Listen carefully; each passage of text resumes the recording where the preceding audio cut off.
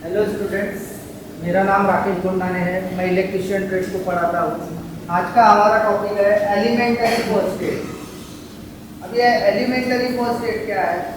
अगर किसी को इलेक्ट्रिक शॉक लगता है, ठीक है, कोई चिपका हुआ होता है, किसी कोई कोई विक्टिम लाइव वायर के साथ चिपका हुआ होता है, तो उसे क्या लग सकता है? इलेक्ट्रिक शॉक लगता है। तो इलेक्ट्रिक शॉक लगने से क्या हो जाता है बेटा? उसकी दिल की धड़कनें बंद हो सकती है। अगर हम ऐसी रेस्पिरेशन देंगे उसको, तो हो सकता है किसी की जान बच जाए। ठीक है, तो ये हम जो करते हैं वो प्राथमिक उपचार ही होता है, ये ध्यान में रखते हुए करना है। अब कोई इलेक्ट्रिक के साथ वायर के साथ लाइन वायर के साथ चिपक जाता है, अगर हमको दिखा तो कोई इंसुलेटेड चीज से उसको हटाने की कोशिश करना चाहिए, क्योंकि समय के अनुसार करंट अगर उसमें से फ्लो होगा तो उसकी जान जगह पे ही जा सकती है। कम से कम 25 मिली एम्पियर से 200 मिली एम्पियर तक तो किसी की भी जान जाती है। ठीक है, तो ज़्यादा समय तक अगर किसी के शरीर से करंट फ्लो होते रहा तो क्या होगा? उसकी जान चली जाएगी। बराबर है। तो सबसे पहले तो आपको देखना है, उसको दूर करने के बाद आपको देखना है कि उसको कहाँ मार तो नहीं लगा। हो सकता है कहाँ जख्म आए हो सकता है कहाँ ब्लीडिंग हुई हो, ब्लीडिंग हो रही हो, तो उस ब्लीडिंग को रोकने की कोशिश करना चाहिए। बराबर है। अब कोशिश करने के साथ साथ अगर वो विक्टिम बेहोश है, तो बेहोश अवस्था में है और उसको जांच लेना है कि वो प्रॉपरली सांस ले पा रहा है या नहीं, खुद सांस ले रहा है या नहीं। तो ये जांचने के बाद आपको उसको रेस्पिरेशन देना पड़ता। रेस्पिरेशन देना बहुत जरूरी है। तो रेस्पिरेशन ऐसे 5 प्रकार से होती है रेस्पिरेशन। सबसे पहली जो रेस्पिरेशन होती है वो होती है शेफर्स मेथड।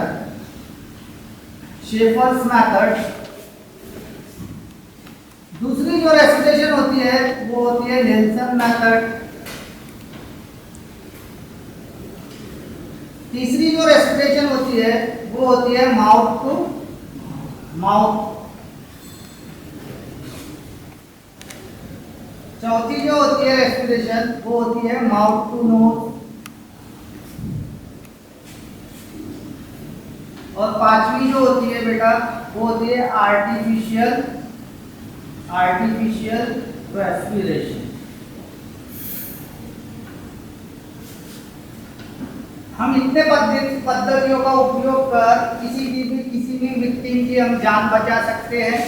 ठीक है, लेकिन हमको भूलना नहीं है, हम जो इलाज कर रहे हो प्राथमिक इलाज है। अगर ऐसा कुछ हादसा हो तो सबसे पहले एम्बुलेंस और डॉक्टर को कॉल कर लेना चाहिए। ठीक है, और उसको फर्स्ट एड ट्रीटमेंट देना चाहिए। क्या देना चाहिए? फर्स्ट एड ट्रीटमेंट देना चाहिए। तो सबसे पहले जो मेथड है वो शेफर्स मेथड है। ये शेफर मेथड आप कब यूज करोगे? इसमें किसके बल लिटाया जाता है? शेफर मेथड में किसके बल लिटाया जाता है? छाती के बल। तो छाती के बल लिटाया जाता है, इसका मतलब उसके पीठ पर वगैरह जख्म हुआ होगा, इसलिए उसको किसके बल लिटाया गया है? छाती के बल लिटाया गया है। बराबर। छाती के बल लिटा के हम क्या करते हैं? उसको रेस्पिरेशन देते हैं। उसको आसानी होती है श्वास लेने में, उसकी सांस वापस आती है। बराबर है। स्पीडली देना पड़ता, फास्ट देना पड़ता, ऐसा नहीं कि हम वहाँ समय लगा के। ठीक है, तो उसके पहले तो उसके मुंह वगैरह को साफ करना है हमको। बेहोश है ना वो, तो उसके मुंह को वगैरह साफ करना है। ठीक है, साफ करने के बाद हम उसको रेस्पिरेशन देंगे। उसके बाद जो नेल्सन मेथड है, ये भी रेस्पिरेशन मेथड है। इसमें क्या करना पड़ता? अगर इसमें किसके बल लिटाना पड़ता? पीठ के बल। किसके बल? पीठ के बल। अब पीठ के बल लिटाना पड़ता, क्यों लिटाना पड़ता? अगर उसके पेट पे वगैरह जख्म है, ठीक है, आगे के पेट के तरफ जख्म है या छाती पे जख्म है, बराबर है, छाती दिल के पास जख्म है, तो ऐसी अवस्था में क्या होगा कि इसको नेल्सन मेथड से हम ट्रीटमेंट दे सकते हैं। बराबर है। लेकिन उस विक्टिम को अगर दोनों तरफ से, अगर पीठ के तरफ भी मार लगा है और छाती की तरफ भी मार लगा है, तो ऐसे अवस्था में हम 2 रेस्पिरेशन यूज कर सकते हैं, माउथ टू माउथ और माउथ टू नोज। ये रेस्पिरेशन यूज करने के बाद आपको सिर्फ इतना ध्यान रखना है कि विक्टिम के मुंह को अच्छे से साफ करना है। बराबर है। अब मैं आपको सबसे पहले शेफर मेथड का प्रैक्टिकल करके बताऊंगा कि एक्चुअली आप किसी की जान कैसे बचा। आप में से कोई आ सकता है आगे?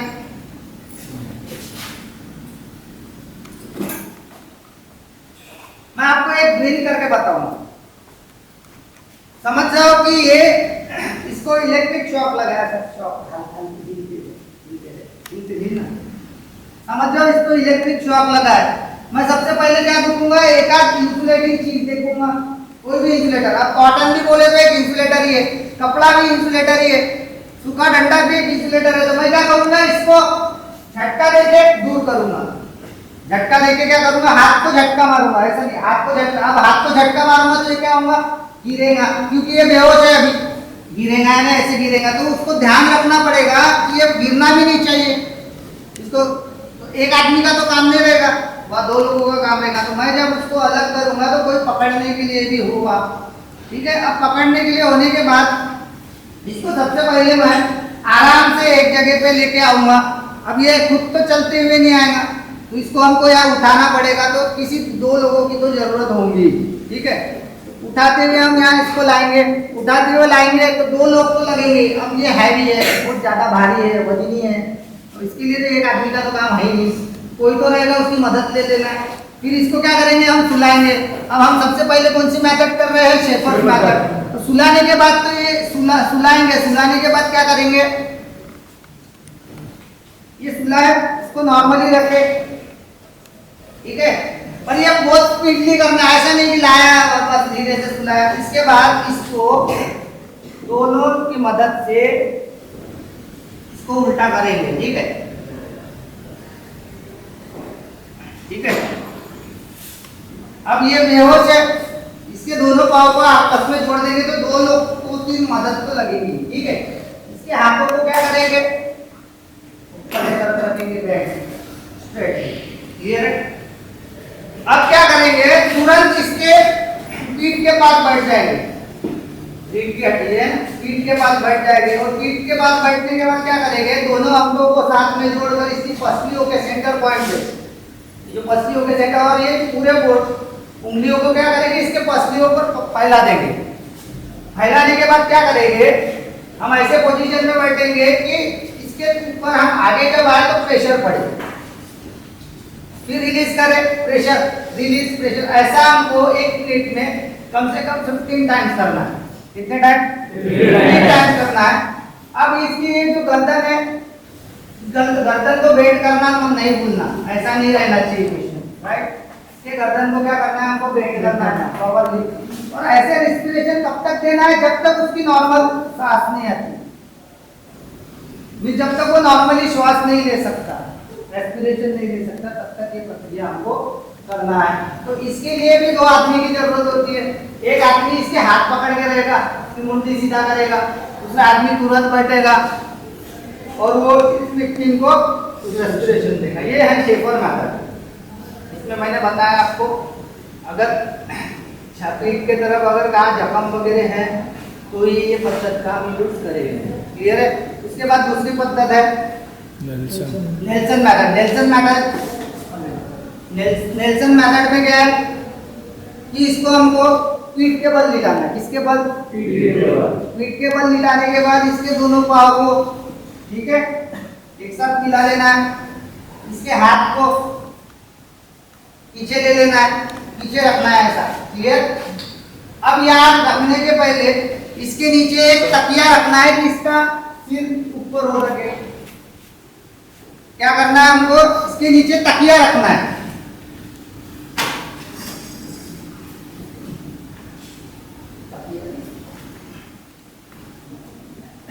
ये इसकी गर्दन नीचे हो, ठीक है। इसके बाद यहाँ पे भी 2 लोगों की जरूरत है, एक का काम नहीं है, क्लियर है। इनके हाथों को इस पद्धति से रखना है, इसके हाथों को पकड़ना है और इसके हाथों से यहाँ पे